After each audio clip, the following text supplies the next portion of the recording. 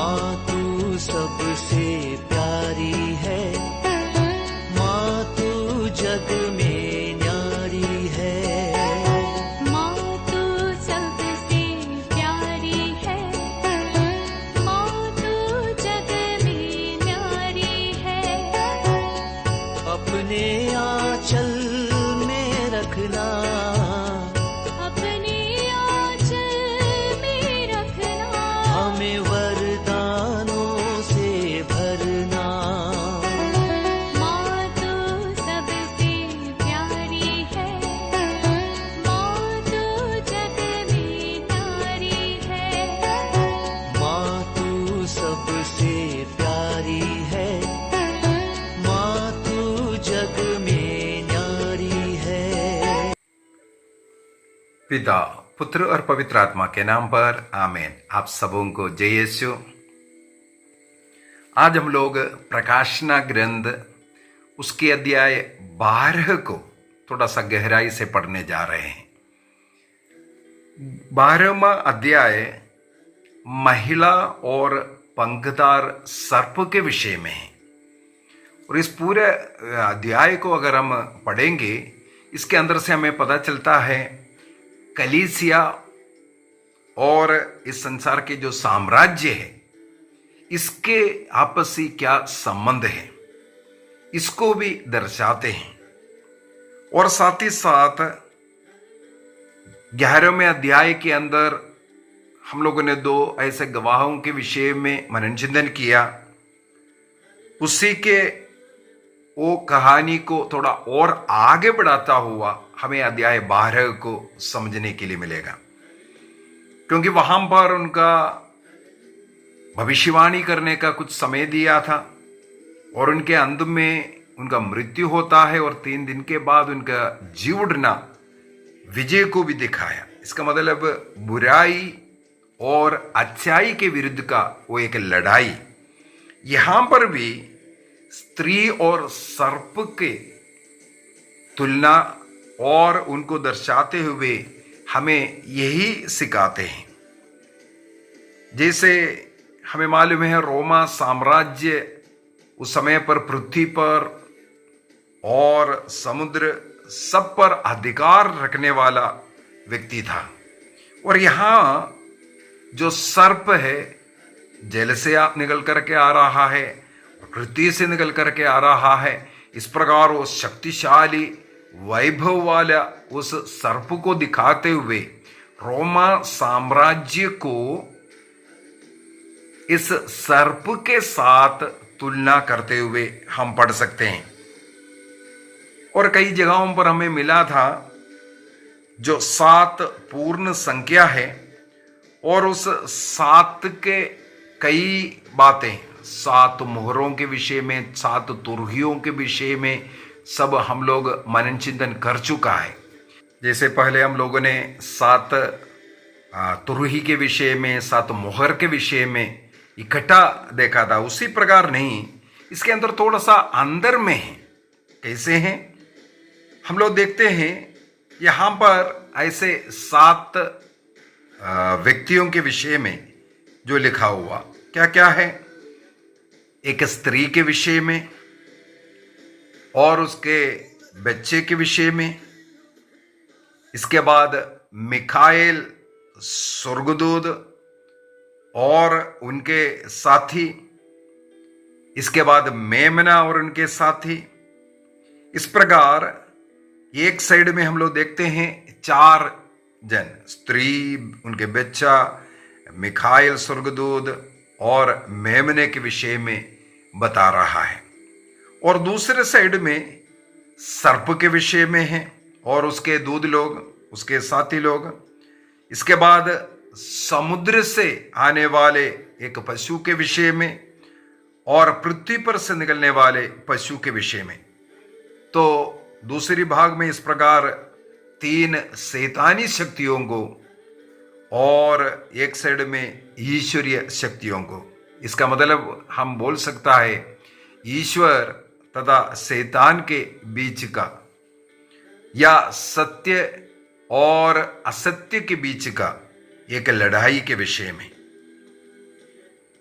इसमें भी हम लोगों को जो कष्ट पीड़ा सह रहा है उनको विजय मिलता हुआ, और जो पीड़ाएं देने वाले जो भी शैतानी शक्तियां हैं उसका पराजय होता हुआ भी हम लोग पाएंगे।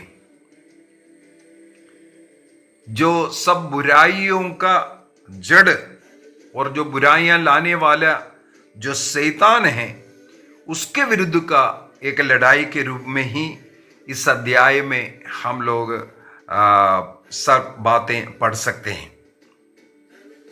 ईसा मसीह के जो मुक्ति कार्य का एक संक्षिप्त विवरण भी हम इसे बोल सकता है। ईसा मसीह ने जो मुक्ति कार्य किया उसका एक छोटा सा रूप। साथ ही साथ ईसा मसीह के मृत्यु और उनके पुनरुत्थान के द्वारा शैतान पर जो विजय प्राप्त किया उसे स्वर्ग के युद्ध के समान यहां पर लिखा हुआ हम पढ़ेंगे। जो ईश्वर विश्वासी है, ईश्वर के साथ जुड़ करके जीवन जी रहे हैं, कलीसिया से जुड़े हुए लोगों को निरंतर सताने वाले शैतान और उनके अगुवे लोग, उनके साथी लोग, हम ये सब यहां इस अध्याय में पढ़ सकते हैं। तो प्रकाशना ग्रंथ उसके अध्याय 12 वाक्य 1 और 2 को हम लोग थोड़ा सा पढ़ लेते हैं। वहां पर लिखा है, आकाश में एक महान चिन्ह दिखाई दिया। सूर्य का वस्त्र ओढ़े एक महिला दिखाई पड़ी। उसके पैरों तले चंद्रमा था और उसके सिर पर 12 नक्षत्रों का मुकुट। वह गर्भवती थी और प्रसव वेदना से पीड़ित होकर चिल्ला रही थी। ये दो वर्णन एक स्त्री के विषय में हम लोग पाते हैं। सबसे पहले वो सूर्य का वस्त्र ओढ़े महिला है। पिछले क्लास के अंदर इसका एक अर्थ हमने अध्याय 11 का वाक्य 19 के साथ मिला करके हम लोगों ने पढ़ा। प्रकाशना ग्रंथ अध्याय 11 वाक्य 19 के अंदर स्वर्ग में मंदिर खुलने के विषय में और वहां पर विधान की मंशूषा दिखाई दिया, ये बोलने के बाद आकाश में महान चिन्ह एक स्त्री को, उस स्त्री उस मंदिर में दिखने वाला विधान की मंशूषा, जिसे हम लोग माता मरियम के साथ तुलना करते हुए ही हम लोगों ने सीखा था। और उसके अंदर हम लोगों ने मनन चिंतन किया। सूर्य का वस्त्र ओढ़ने का मतलब है प्रभु का धारण करना। हम लोग स्तोत्र ग्रंथ 104 वाक्य 2 में ऐसा पढ़ते हैं, ईश्वर वस्त्र की तरह ज्योति को ओढ़ करके रखता है। और उसी प्रकार सुलेमान का जो गीत है उसके अध्याय 6 वाक्य 10 के अंदर, उसके अंदर एक वधु और वर के आपसी जो रिश्ते को दिखाता है। अर्थात ईसा मसीह और कलीसिया का वहां पर उस वधु के विषय में लिखा हुआ है, वो सूर्य की तरह तेजस्विनी है कर। इसका मतलब अपने वर के कारण वो वधु वर के समान तेजस्विनी है, ये लिखा हुआ है। उसी प्रकार हम लोगों ने मनन चिंतन किया था, चंद्र के ऊपर अपना, चंद्रमा के ऊपर अपना पैर रखा हुआ है। सबसे पहले हम लोगों ने पिछले क्लास के अंदर उस चंद्रमा को पाप के साथ तुलना करते हुए, क्योंकि अंधकार सुंदरता, उसके अंदर जो लैंगिकता, पाप, इसको हमने तुलना कर करके हुए सीखा था। वो जो स्त्री पाप को अपने पैरों तले रोंद कर रखा है, अर्थात वो पाप में ना गिरने वाला, इस प्रकार का वासना का पापों को अपने पैरों के नीचे रखने वाले। पैरों के नीचे रखने का, चंद्रमा को रखने का एक और अर्थ यह है, वो अधिकार प्राप्त है। उस अधिकार को अगला जो विश्लेषण जो दिया हुआ है, सिर पर 12 नक्षत्रों का मुकुट पहनना। इसका मतलब मुकुट जो रानी पहनती है वो राज्यत्व को दिखाता है, अधिकार को दर्शाता है। इसको मतलब है अधिकार प्राप्त वो महिला कर करके। आज के इस क्लास में हम लोग क्या ये केवल माता मरियम के विषय में है? नहीं है, इसका एक और बहुत बड़ा एक अर्थ है। कलीसिया ईसा मसीह का वधु है। बाइबल के अंदर कई प्रकार कई जगहों पर इसका वर्णन करके रखा हुआ है। वो उसी प्रकार गर्भवती है और प्रसव पीड़ा से चिल्लाने वाले स्त्री के रूप में लिखा हुआ है। यदि हम लोग पुराना विधान को पढ़ेंगे, नबी इसहाक का ग्रंथ अध्याय 26 वाक्य 17 में, आइज़ाया चैप्टर 26 वर्स 17 एवं आइज़ाया चैप्टर 66 वर्स 7 में 66 वाक्य 7 के अंदर ये जो प्रसव पीड़ा जो है वो अपने मुक्तिदाता के इंतजार में कब आ रहा है, उस प्रतीक्षा में जो इजरायली लोगों का जो पीड़ा है उसको तुलना करता हुआ मिलेगा। इसका मतलब मसीह के आगमन के लिए, मसीह के लिए, मुक्तिदाता के लिए जो इच्छा मन में रख करके आग्रह के साथ इंतजार करने वालों का वो जो पीड़ा है उसको पुराने विधान के अंदर प्रसव पीड़ा से तुलना किया है। इसका मतलब जो कलीसिया, मसीह के जो कलीसिया मसीह के आगमन का जो इंतजार कर रहा है, इस प्रकार।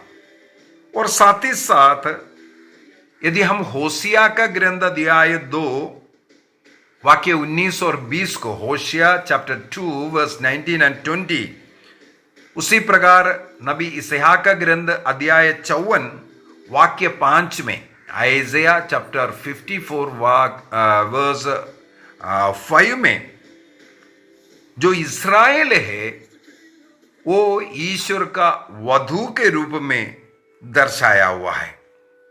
इसलिए भी हम लोग ये बोल सकता है, आज नए विधान के अनुसार मसीह की कलीसिया जो मसीह में बपतिस्मा लेकर मसीह से जुड़े रहता है, या मसीह में विश्वास करते हुए ईसा मसीह को अपना मुक्तिदाता के रूप में स्वीकार कर उनका अनुभव के लिए, उनके पुनरागमन के लिए इंतजार करने वाला उस समुदाय को यहां पर उस महिला से तुलना करते हैं।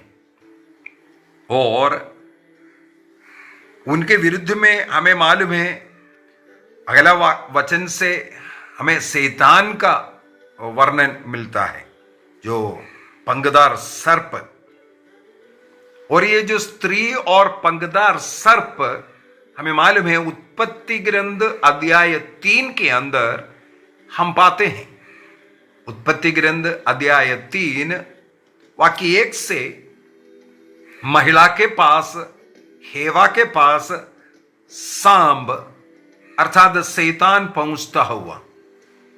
और उसी अध्याय का वाक्य 15 के अंदर भी ईश्वर ने स्वयं कहा, स्त्री उसके संतान तुम्हारे संतान का सिर को कुचलने के विषय में। इसका मतलब स्त्री और सर्प का वो कहानी उत्पत्ति ग्रंथ अध्याय 3 से भी संबंधित है। यहां पर उसी को कलीसिया और मसीह के उस संबंध के साथ तुलना कर करके भी बताते हैं। क्रिस्त का कलीसिया का प्रतीक वो स्त्री या वधु के रूप में नए विधान के अंदर भी कुरिन्थियों का दूसरा पत्र अध्याय 11 वाक्य 2 में 2 Corinthians chapter 11 verse 2 और एफेसियों का पत्र अध्याय 5 वाक्य 22 से 27 तक संत पौलुस स्त्री और पुरुष का विवाह जीवन को मसीह और कलीसिया के आपसी संबंध के साथ तुलना करते हुए बताते हैं। तो यहां पर सब क्रिस्त का जो कलीसिया है, क्रिस्त ने जिस कलीसिया की स्थापना किया वो उनका वधु है, जो क्रिस्त से जुड़े रहता है, क्रिस्त का इंतजार कर रहा है इस कलीसिया के विषय में। और वो कलीसिया मनुष्य की दृष्टि में दुर्बल है, कमजोर है, अपमानित है, पीड़ित है। और ये स्त्री का एक और, यदि रोमियों का जीवन को देखेंगे, रोमन साम्राज्य के अंदर, रोमन साम्राज्य में सूरज को उन लोगों का सूरज भगवान के रूप में, वो अपोलोस को उन लोग पूजते हैं, आराधना करते हैं। और उस अपोलो की मां को स्वर्गीय रानी के रूप में वे लोग पूजते हैं। और रोमा साम्राज्य में अपोलो और उनकी मां का इस प्रकार का पूजा होता था।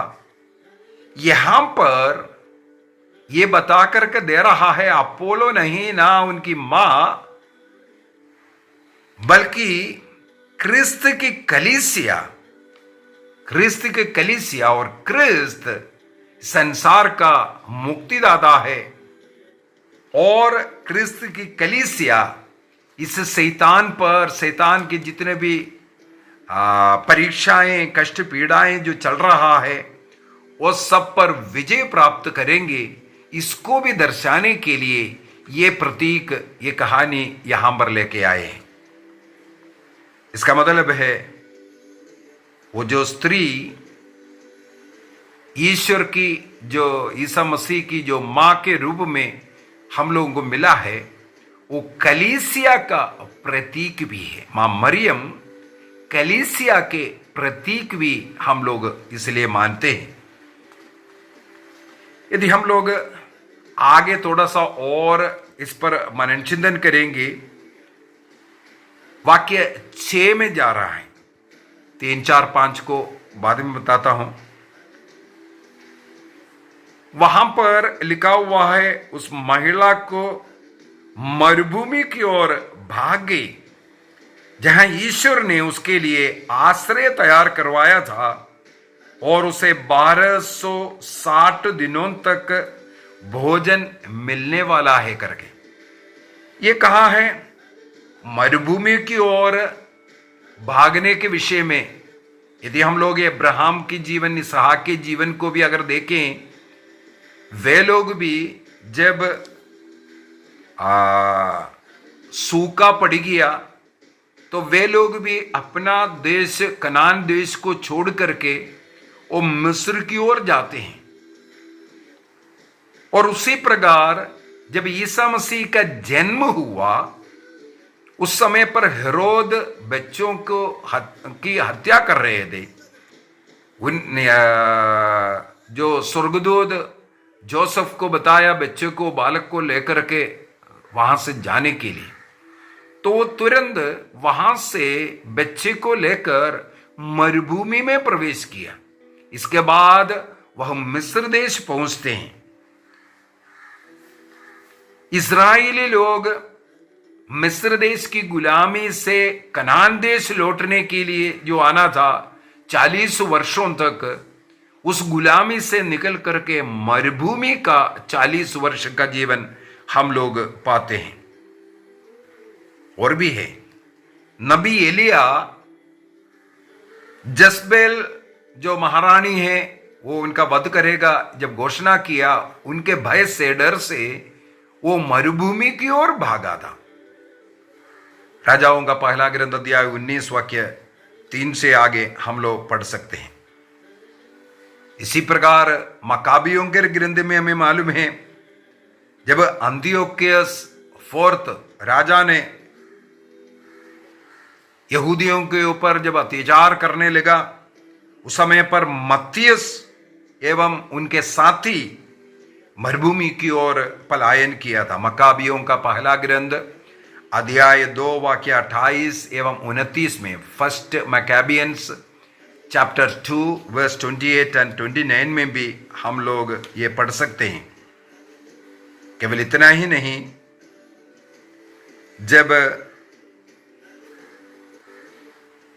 यहूदियों के ऊपर रोमा और यहूदी जो लड़ाई है, उससे पहले जेरूसलेम में जितने भी ईसाई लोग रहते थे, वे ईसा मसीह के जो मार्कुस के सुसमाचार अध्याय 13 वाक्य 14 के अनुसार वे जॉर्दन के यर्दन के पूर्व जगहों पर पलायन करके वहां जाकर के रुका था। एडी 66 की घटना है। इस प्रकार हम लोग कई घटनाओं को ये देख सकता है मरुभूमि में संरक्षण मिलने के विषय में। कितना समय तक? 3.5 वर्षों तक, 1260 दिनों तक। इसके विषय में हम लोगों ने पिछले क्लास के अंदर भी मनन चिंतन किया था। वो 7 का आधा है, इसलिए आधा वो उतना जो 3.5 वर्ष या 1260 दिन ये जो सब बोल रहा है, वो पीढ़ाओं का समय कहते हैं। जो 2 साक्षियों के विषय में भी हम लोगों ने मनन चिंतन किया था, उनको भविष्यवाणी के लिए जो समय मिला, ये सब यही है। तो वो पीढ़ाओं के समय पर ईश्वर अपने लोगों को संरक्षण देता है, अर्थात कलीसिया को प्रभु संरक्षण देगा, इसको बताने के लिए ये बताया है। वाक्य 6 के अंदर महिला मरुभूमि की ओर भागे, इसका मतलब है कलीसिया को प्रभु से मिलने वाला वो जो संरक्षण, जिस प्रकार अन्य लोगों के विषय में हम लोगों ने मनन चिंतन किया, उनको जो संरक्षण मिला था, ईश्वर अपने लोगों को मरुभूमि की ओर ले चलेगा। होसिया का पहला होसिया का ग्रंथ अध्याय 2 वाक्य 14 के अंदर हम लोग ये पढ़ते हैं। तो वह संरक्षण की जगह माना जाता है। क्रिस्त का कलीसिया, जो क्रिस्त से जो जुड़े हुए जो लोग हैं, वे प्रभु में सुरक्षित हैं। योहन का सुसमाचार अध्याय 15 वाक्य 19 में जो मसीह से जुड़े हुए लोग, क्रिस्त की कलीसिया यदि संसार के जैसे जीवन जिएंगे, वो इस मरुभूमि जीवन के अनुसार भी हो जाएगा। मसीह में नहीं, यदि वे संसार के उल्टा हो गया, जो संसार के अनुरूप नहीं मसीह में जीते हैं, इसका मतलब मसीह के संरक्षण में जो जीते हैं, वे लोग उस मरुभूमि जीवन का तुलना कर रहा है। मसीह में जी रहा है और संसार के अनुरूप जीवन नहीं है, संसार का नहीं है। संसार का मतलब है संसार के पाप जो शैतान देने वाले, संसार के वस्तुओं की ओर आकर्षित होकर के संसार में संसारिक जीवन जीना। लेकिन जो क्रिस्त लोग इस प्रकार का जीवन नहीं जीते हैं। आगे कुछ और वर्णन, जो पंखदार जो सर्प है, इसके विषय को उठाते हुए वो और जो स्त्री और कलीसिया, उसकी तुलना करते हुए अगले क्लास में हम लोग मनन चिंतन करते हैं। आइए हम अपनी आंखों को बंद करेंगे, प्रभु में अपने को समर्पित कीजिए, अपने परिवार को समर्पित कीजिए, अपने जरूरतों को समर्पित कीजिए। प्रभु हमारा शरण स्थान है। जो प्रभु में जीवन जीते हैं, कुछ समय के लिए उनको दिक्कत तो सहन करना पड़ेगा, क्योंकि शैतान उन्हें कष्ट पीड़ाएं देगा, लेकिन वो थोड़ी समय है। आनंद जीवन की ओर यदि तुलना करें, ये बहुत थोड़े समय है। इसलिए संसार के अनुरूप नहीं, बल्कि मसीह के अनुरूप हमें जीवन जीना है। जिस प्रकार हम लोगों ने मनन चिंतन किया, वो स्त्री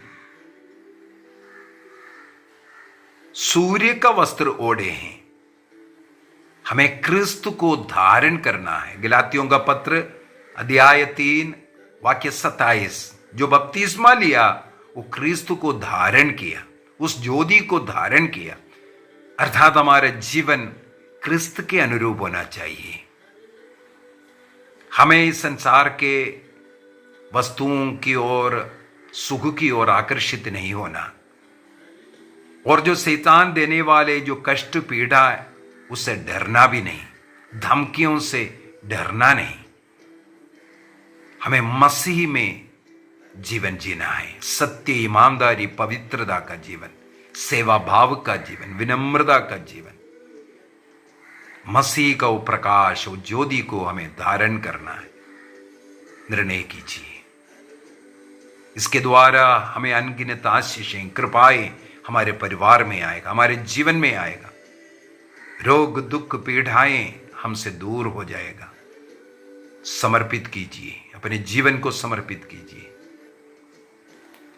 पिता, पुत्र और पवित्र आत्मा के नाम पर आमीन। आप सबों को जय यीशु।